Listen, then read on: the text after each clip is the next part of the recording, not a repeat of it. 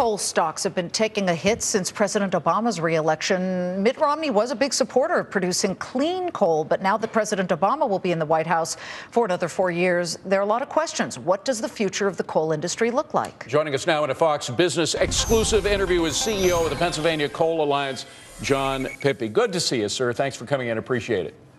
Thanks so much for having me. So most coal people I know were rooting for Romney in this. And of course, they were disappointed. We saw this huge run up in coal stocks as soon as Mitt Romney mentioned it in the first debate, saying he was a fan of coal.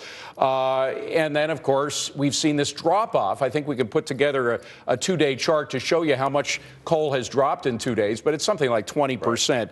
Right. Are you expecting the president to be any less hostile to coal during his second term than he was in the first term?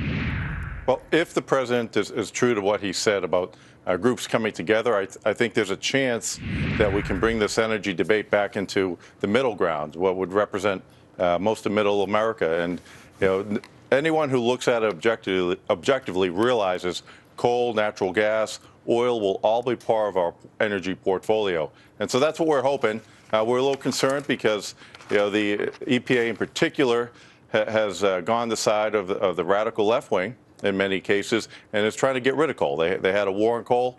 I think now's the time for us to come together.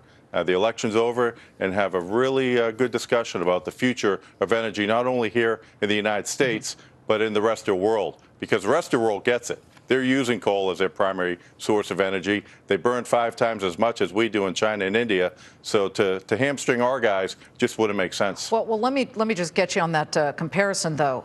They're walking around with face masks in many cities in China because of real pollution. Surely right. You're not against all regulation to make sure that it's at least clean burning. What do we need to get rid of? Like, is there a certain particular phrase in the EPA language that you feel is unnecessary? Well, the issue here is really our biggest challenge with the greenhouse, the CO2.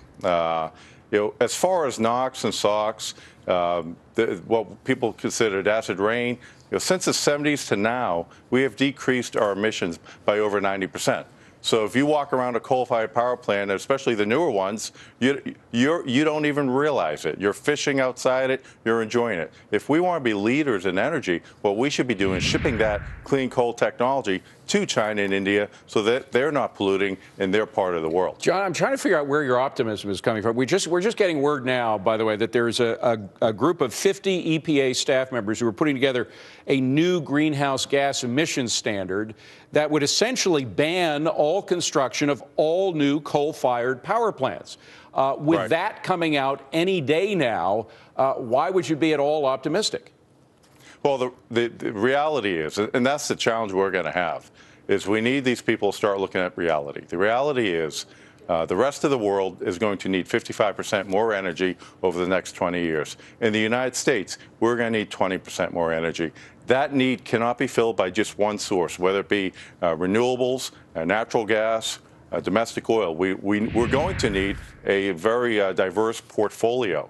So if we can get away from that rhetoric, if we can tell them, why are you limiting us as it relates to CO2 when we're just a small percentage, less than 3% of all CO2 in the atmosphere is man-made, and then U.S. coal is a small percentage of that, less than 3% of that. So you would have no environmental impact, no benefit globally, and they'll admit that, but what you would have is $800 billion of new costs associated with it, so we would artificially inflate our energy costs. And that's the conversation we're having, and that's why I think you saw a lot of heavily Democratic areas go the other direction on this election, because they see it.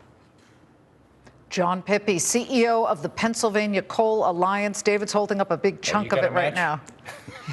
We're holding up coal right now as we speak, John. Best of luck to you. You're in for a tough couple of years. We wish you the best, John. Thank you very much. Appreciate it. Well.